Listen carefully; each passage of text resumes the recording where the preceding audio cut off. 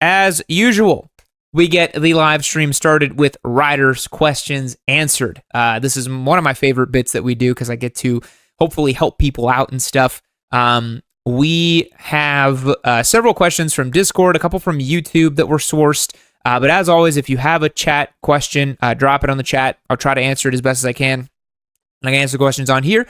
If you want, join over on yammie.co, become a member. You can interact with me, hang out with everybody else in the community. It's a really helpful place that is anti-bot and anti-AI. If you want to talk to real people doing really weird stuff with motorcycles, that's the best place to do it. It's a bike night that never ends. So let's begin, shall we? Answer some questions.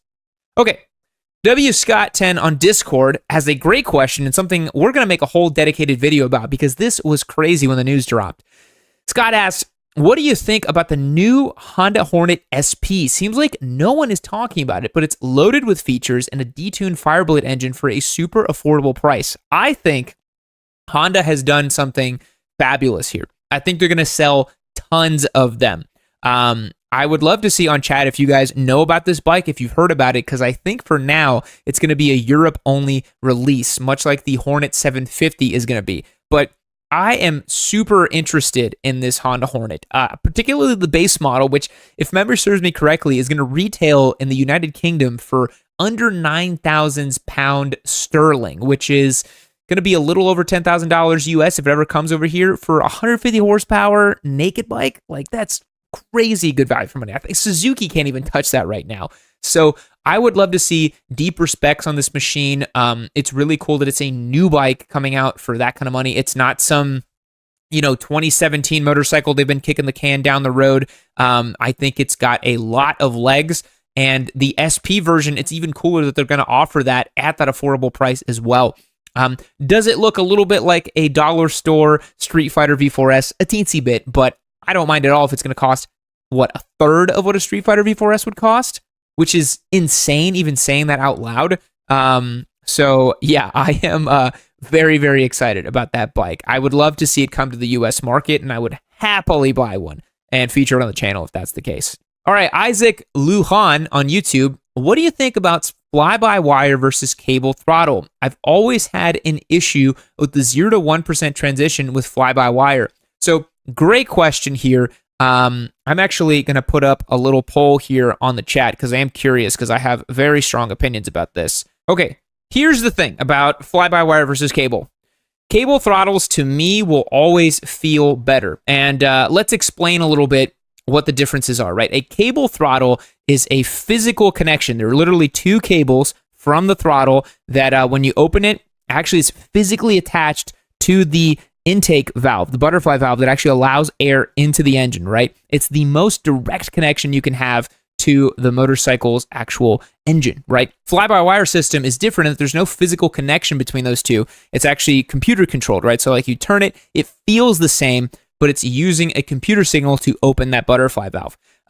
What you can do with fly-by-wire is much more advanced traction control, much more advanced engine management because you have a computer control over the amount of opening for that valve, right?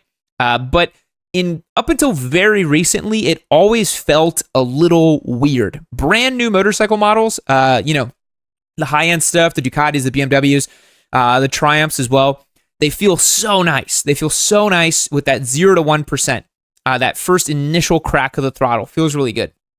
And with fly-by-wire, you can actually change those parameters. You can change how much it opens or how less it opens and all that stuff. With the cable throttle, it is what it is, but it's always usually more pure. And so people here on chat saying 59% for the cable throttle, which I really appreciate. We're old school here on Yammie Noob. So I would say for Isaac here, the 0 to 1% transition on fly-by-wire is an older fly-by-wire system. I would say try out a newer system. They tend to work a little bit better, but my preference is almost always cable throttle, but they're getting harder and harder to find on new motorcycles because if you want to do stuff like, cruise control electronically, you need fly-by-wire. If you want to do more advanced TC, you need fly-by-wire. So, that's what I would say. Jay Friend again on YouTube, is an exhaust worth money? Do you think louder really equals safer? I've been asked this question quite a few times, and my answer's changed over the years, to be honest.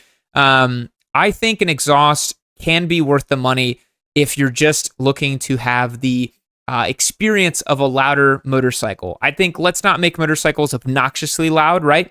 Unless you're doing like track day competition stuff. I think buying a sophisticated, nice, slightly dB killed exhaust in that kind of like 85 to 90 dB range is like really on point, and kind of 92 is kind of like the max for me personally. Typically a full exhaust system with a nice dB killer from a reputable brand like a Kropovich or Leo Vinci or something like that will usually sound pretty good. Some systems are louder than others, and I think that the reason to do an exhaust for auditory sensations is great. I don't think that it's worth the money in terms of the performance gains, because an ECU flash is almost always going to equal way more performance gains, right? So that would be my recommendation on that. And I really don't think louder equals safer. They've done so many studies on this. There's really no corollary between a loud pipe and a more safe bike, because sound literally doesn't work that way, right? The sound is being projected behind your motorcycle. So if you're coming up on someone, visibility is much more a key factor than auditory, right? Like having high contrasting gear, being more visible, wearing reflective gear, wearing louder colors, that usually means you're safer rather than like an all black bike with a loud pipe. So that's going to be my thing. Billy Joel on here says, all these brokies liking cable throttles. It's more direct, my man. It's more direct. Tejas on YouTube, your thoughts on newly announced Triumph Speed Twin 1200 RS. Will you review one? I think it's a great move. I really miss Triumph's old, I believe it was the Thruxton RS. That was a really, really sweet model. And I think the new Speed Twin 1200 RS is a bit of a spiritual successor to that and is kind of sweet. I think it's pretty cool that they came out with it. I would love to review one. We will probably be able to get one because of our connect with Eurocycle. So I think it's a pretty cool bike. Yeah, I'm really excited to see it. I don't have too much to say beyond it other than I'm happy to see Triumph investing a little bit more in their Speed Twin 1200 kind of sport-oriented Bonneville range rather than just giving us another like James Bond edition bobber or something like that, you know? All right, Red Eagle 08 on YouTube asked me, what is your best strategy for riding in high winds? Okay, so here's a great story for you guys. I didn't get this on camera, but I really should have. Back in, I believe it was March or April when I had the GSX 8R this year, I went and I needed to put down some mileage on that motorcycle to get it to the 600-mile break-in period. And what ended up happening was I went way out away from town, and I actually rode into a very, very serious storm system. I didn't realize how serious it was. I was kind of just riding, and the storm was kind of coming towards me, and I thought I wasn't going the path of it, but it ended up where I was like, oh, wow, I'm like right in the middle of this storm. Basically, the storm produced tornadoes. It had like 80-mile-per-hour winds. I literally had to ditch the motorcycle on the side of the road and like basically beg for somebody to pick me up on the side of the road because I thought I was going to get picked up by a tornado. It was insane. I really wish I had filmed it, but I didn't. So that's my last experience with riding in high winds, and I think that there's like a limit, right? I think kind of like 50 to 60 mile per hour winds is probably the limit of what you should safely ride in, because at some point you're going to get literally blown off the road. If you guys have seen in recent footage of like these weather reporters for the hurricanes that came through in Florida and North Carolina, you know, sometimes the wind gusts are so powerful, they're literally getting blown off their feet. When you're on your motorcycle, you do have more mass, but you also have more area, right? And more area basically makes you a sail in the wind. And so if you're getting slapped around by wind like that, it's just really dangerous. So for strategy, I would say if you feel uncomfortable, just pull off the road. Just literally try to get off, because getting whipped around by wind is not fun. The other strategy is to lean in the direction of the wind. I've had to ride before where I'm literally like, there's like a crosswind and I'm going straight, but I'm leaning at least like 25 degrees and just like going straight down the road.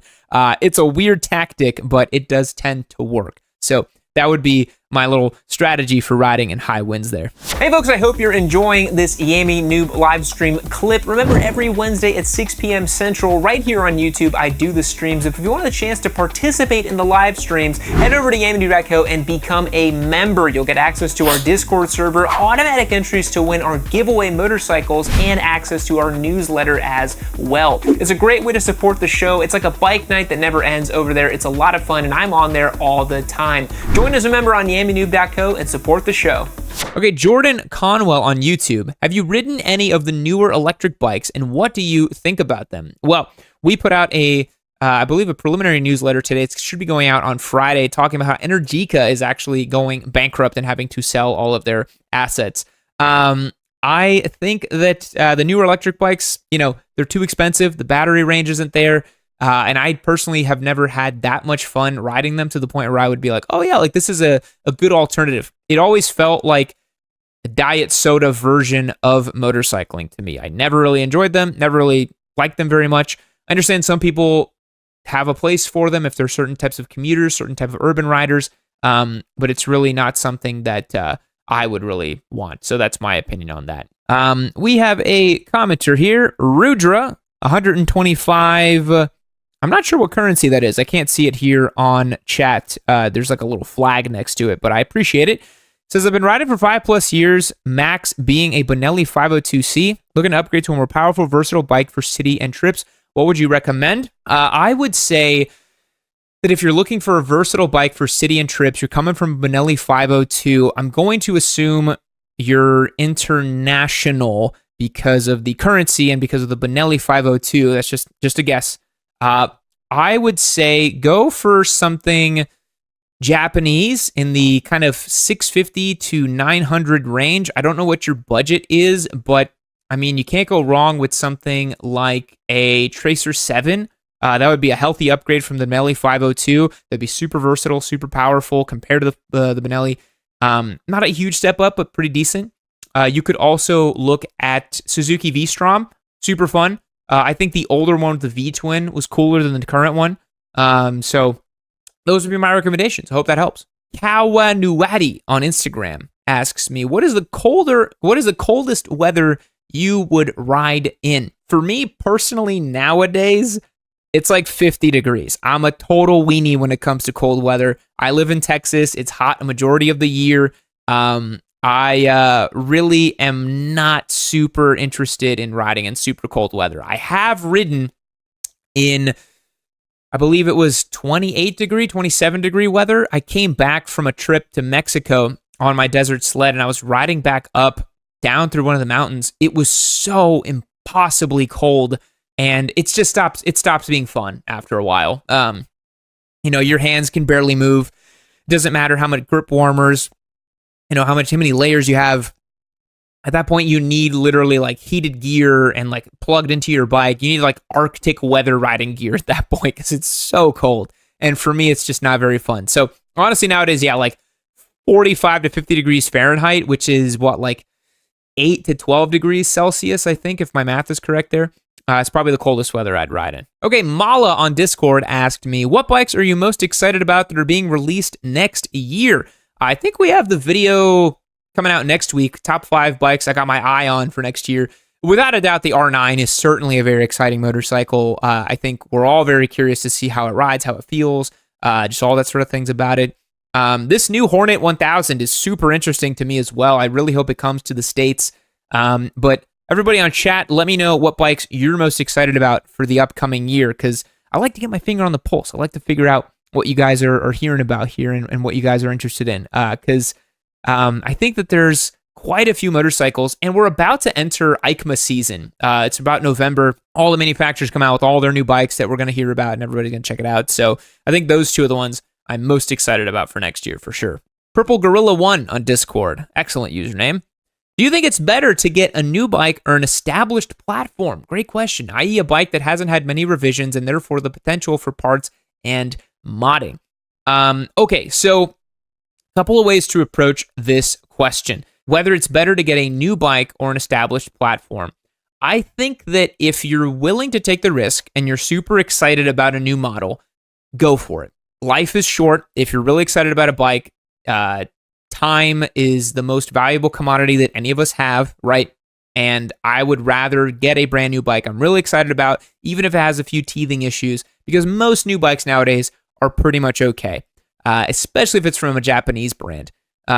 I think that if you go for an Italian or a Chinese motorcycle, perhaps it might have a couple of teething issues or weirdness. Certain Austrian motorcycles have weirdness, but the vast majority of them work okay. But if you're the type of rider that wants something that's just like a set it and forget it, you don't want to worry about maintenance, you don't want to worry about crap, and you want the knowledge base, which is a big part about motorcycling too, get the established platform. Because it really depends on your application, right? Like, for example, if you're going to go do track days and you're going to go race, there's basically no reason to get like a brand new platform. Go for something that everybody knows everything about. Get an R6, right? If you're going to start riding off-road, get a DRZ, get a WR, get something that everybody knows stuff about so that you can know about it too. That would be my recommendation for that. I did see someone on chat here had a question. Troy Lee said, thank you for the $5. Yo Yams just got a new CF Moto 650 NK. Didn't want a bigger bike. It's all black. Would it be smarter to have a bright, vibrant jacket? Yes, I would say that get something that has contrast more than just bright and vibrant. Get something that has contrasting white and black, or yellow and white, or black and yellow. Something that has two different colors and something reflective. If you go for those two, you're going to be much more visible, and you can use your helmet to contrast against that too. Something I did for many, many years was getting a helmet in one color and a jacket in another color. So I'd have a white helmet and a black reflective jacket. I'd have a black helmet and a like kind of tan or sand colored jacket that had like red or reflective on there, and that's going to help you be a little bit more visible. But I appreciate the question, and I appreciate the $5. Thank you very much. Okay, Tyler Rama on Discord. He asked me, is it bad for a motorcycle to drag launch it from every stoplight? So it's not bad for your motorcycle, but it will be bad for your clutch. And it will be bad for your clutch in the sense that you're going to have to replace your clutch more often than not. When you do a hard launch, it puts a lot of load into the friction plates on your clutch and can cause excessive wear prematurely on the clutch basket. It means you're going to have to replace it. It's why motorcycle drag racers are replacing clutches every time they go out to the drag strip. They want that firm, nice launch out of it, that nice, predictable grab. And something you're probably going to notice if you're drag racing it off of every stoplight, as you've asked in this question, is when you roll on the throttle in higher gears, you're going to feel it slipping. The clutch basket will start to expand away from the output gear, and you're going to lose that kind of power. It's going to feel like the bike's revving, but you're not moving. Classic case of a clutch slipping. So, yeah, that's something that's going to happen if you start drag racing your bike out of every launch, which is quite a funny thing to ask. Someone on chat here, Julio, say hello to Brazil. Fala galera no Brasil, tudo bem? Got to get the Brazil chat happy there. All right, boys, that's going to answer all of the questions for today. Reminder, if you did want to ask me any other questions, drop me them on chat. I am trying to keep a monitor on the chat box over here. And as well, join on yammie-noob.co. You can ask me questions anytime you want on Discord. I try to answer all the ones I receive. And if I can't answer it, our amazing community will answer your questions for you. It's a great way to get real-time feedback from real people riding real bikes.